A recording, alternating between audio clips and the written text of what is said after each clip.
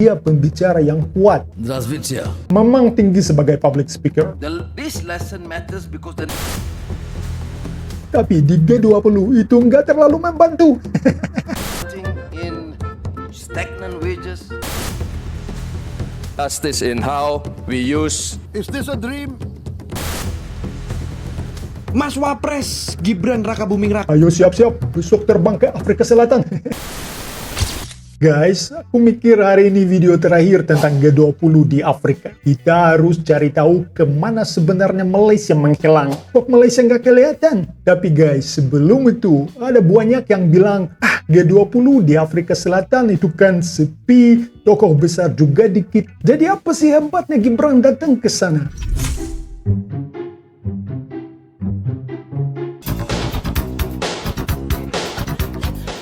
Nah, disinilah guys justru mulai menarik. Ya, memang dari pemimpin yang super berpengaruh itu menurut aku itu cuman Modi dan Lula yang hadir. Ya, Pak Prabowo nggak hadir, bos negaraku juga nggak hadir, bos Cina nggak hadir. Tapi justru guys di saat seperti ini kesempatan muncul, kesempatan kebuka lebar ya, kesempatan untuk generasi muda, dan Gibran masuk di waktu yang sangat pas. Dia cukup muda, dia seger, dan ternyata guys ya penampilannya di sana itu rapi, ya, itu meyakinkan.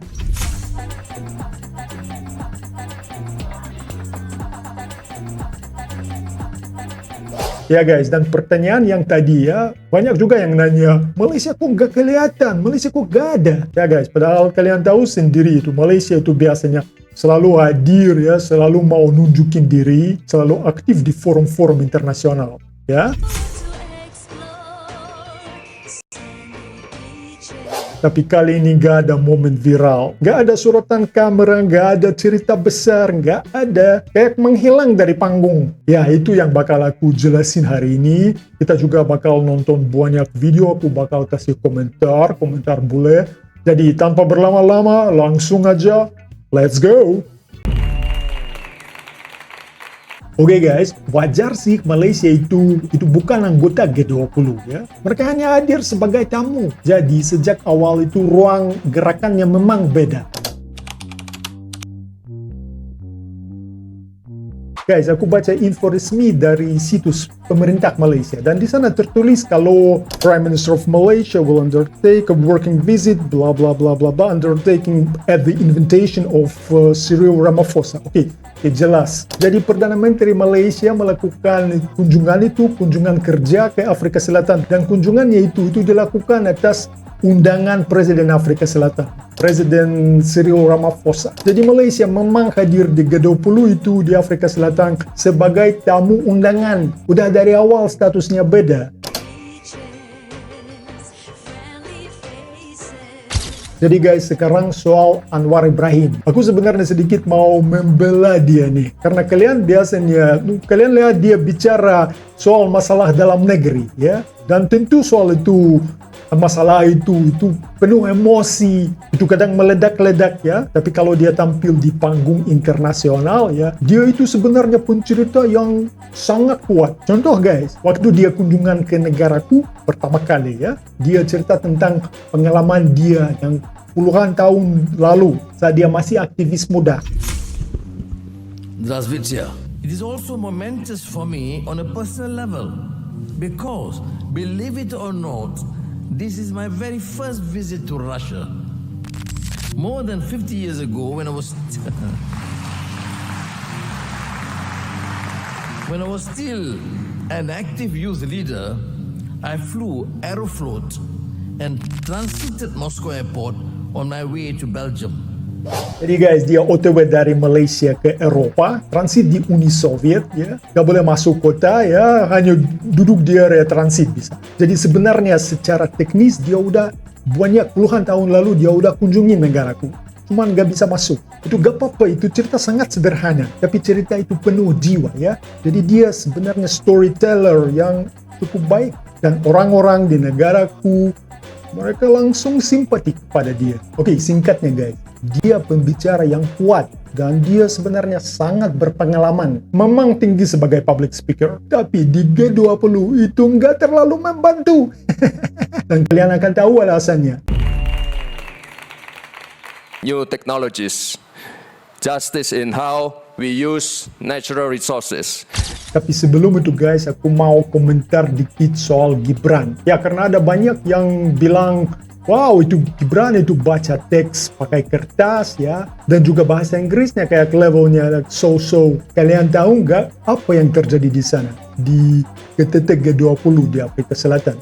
đoàn kết, hợp tác, đối thoại nhằm tạo ra sức mạnh. عاليا بالأولويات والمواضيع المقترحة خلال جلساتها. Ya ampun, setengah dari mereka itu entah nggak bisa atau nggak mau pakai bahasa internasional sama sekali. Dan negara aku sendiri diwakili oleh Menteri Ekonomi. Umurnya guys, by the way, sama kayak Gibran, ya itu beda 5 tahun doang. Artificially inflated financial bubbles may trigger a knockdown to the global economy. Menteri ini sebenarnya dia ekonom top, dia pinter, dia banyak energi, dia berbakat. Tapi kalau soal bicara di depan umum, kalian bisa lihat itu sebenarnya menurut aku itu no. Dan bahasanya juga sama aja. In technology and education, in trade and connectivity, in finance and investments. Jadi guys, menurut aku Gibran itu keren. Ngomong-ngomong, dia menyampaikan beberapa pidato di sana di G20. Kalau hitunganku bener, 3 kali dia tampil dengan pidato. Mantap banget. Nah, sekarang guys, kita lihat sedikit cuplikan Gibran. When progress is uneven, the benefits flow to a few, while the costs fall on the many. Guys, aku juga kurang setuju sama yang bilang bahwa itu di G20 itu semua wajib baca teks karena banyak informasi penting, itu semua angka-angka, susah ingat semuanya, banyak informasi tepat. Enggak teman-teman, enggak ada aturan seperti itu. Jadi guys, siapapun yang bisa bicara tanpa teks pasti akan jadi bintang banget di sana. Tapi guys, coba tunjukkan ke aku siapa yang benar-benar lakukan itu di G20. Ya, di PBB itu ada. Karena Pak Prabowo kemarin dia benar-benar mengguncang semua dengan pidatonya. Di PBB itu panas waktu itu. Is this a dream? Maybe.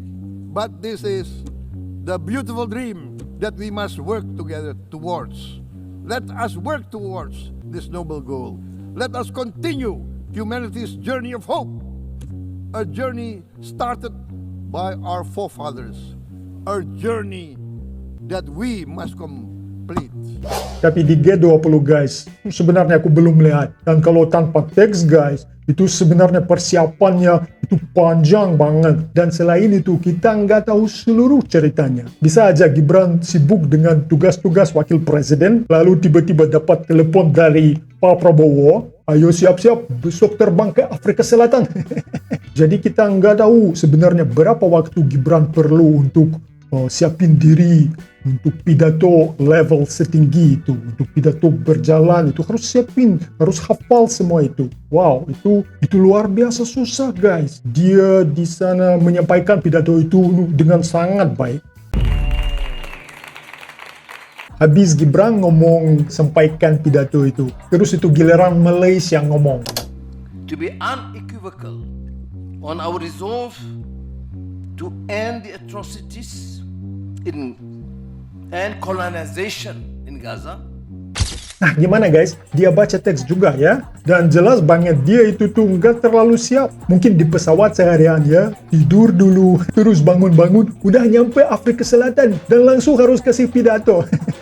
Dan soal Inggrisnya guys, soal bahasa Inggris, yuk kita jujur aja ya. Kebanyakannya orang Malaysia khususnya di Kuala Lumpur bahasa Inggris jago banget.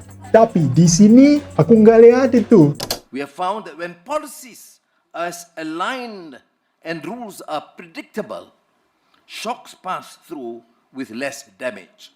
Bahasa Inggrisnya standar banget, tapi walaupun begitu, dia baca teksnya, dia kasih rasa, dia kasih emosi. Jadi walaupun dia nggak siap, itu kemampuan dan itu pengalaman dia, ya tetap jalan guys. Dia politisi serius, mau gimana pun. Tapi itu pun gak nyelamatin dia. Terus guys, ada kejadian yang hampir gak ada media yang tunjukin. Tapi buat kalian, penonton tersayang, aku ada video yang gurih banget. This lesson matters because the next disruption will likely to be harder to burden. Artificial intelligence will recognize labor markets. Waktu Mr. Anwar lagi pidato, pelan-pelan jam makan siang udah datang. Dia belum selesai ngomong, tapi para waiters dengan makanan udah masuk ruangan. Mereka itu tuh berdiri di belakang para pemimpin. Mereka udah siap nyajiin makanan, tapi dia masih lanjut pidatonya. We have seen the consequences before when societies were unprepared for globalization. Poor governance, grinding poverty.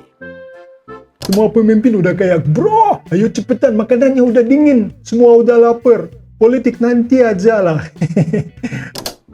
Endemic corruption, resulting in stagnant wages, eroding trust, and the rise of politics that feed on grievance. Dan terus ada satu waiter yang udah gak mau nunggu guys. Dia langsung taruh makanan itu di depan Anwar. Padahal Anwar masih ngomong. Of technological change, opportunities for trading incredible safety nets are essential.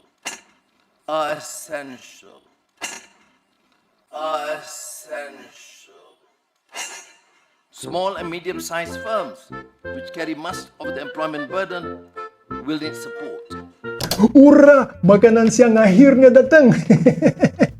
A fair chance to thrive. Thank you again.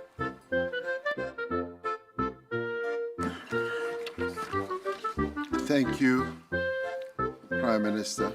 Thank you for giving me the floor, President Ramaphosa, my dear friend, and allow me to congratulate you for the adoption of the declaration. We meet at a moment of deep uncertainty for the global economy. Jadi guys, mau kamu politisi berbakat atau enggak, makanan siang pasti juara.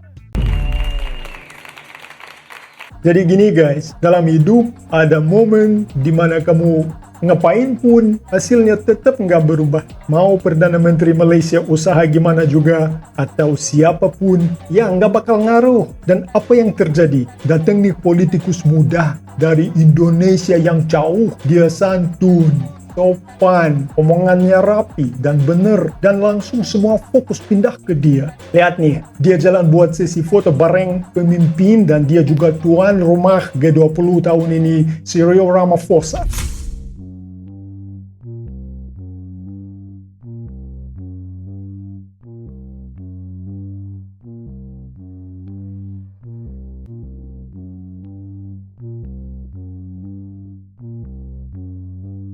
Semua kamera dunia ngarahnya ke dia. Perempuan-perempuan juga pada ngefokus.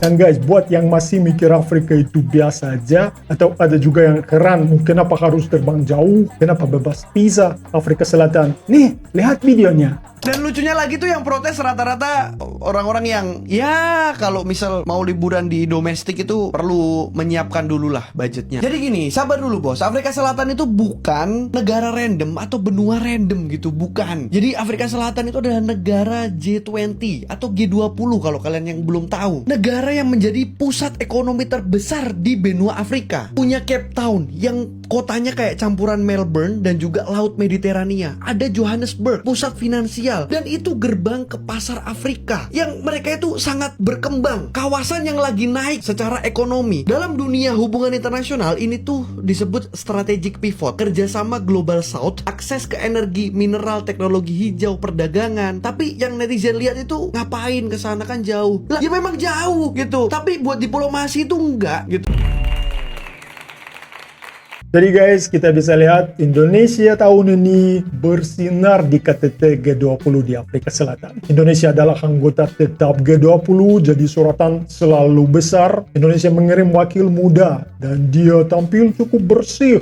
tenang dia, dan tentu mudah disukai ya. Malaysia hadir cuma sebagai tamu ya, jadi ruang tampilnya jauh lebih kecil. Selain itu kejadian lucu itu seperti hidangan mengganggu pidato Anwar ya, itu membuat momennya kurang kuat ya guys. Sementara Gibran, dia tanpa usaha berlebihan pun ya, dia langsung menarik perhatian banyak pihak di sana. Jadi hasilnya guys, Indonesia sangat terlihat, sangat bersinar di panggung dunia. Terima kasih udah nongkrong bareng aku, bareng Romsoft. Jangan lupa like, share, dan subscribe to the channel. Terima kasih dan sampai jumpa di video selanjutnya. Paka-paka.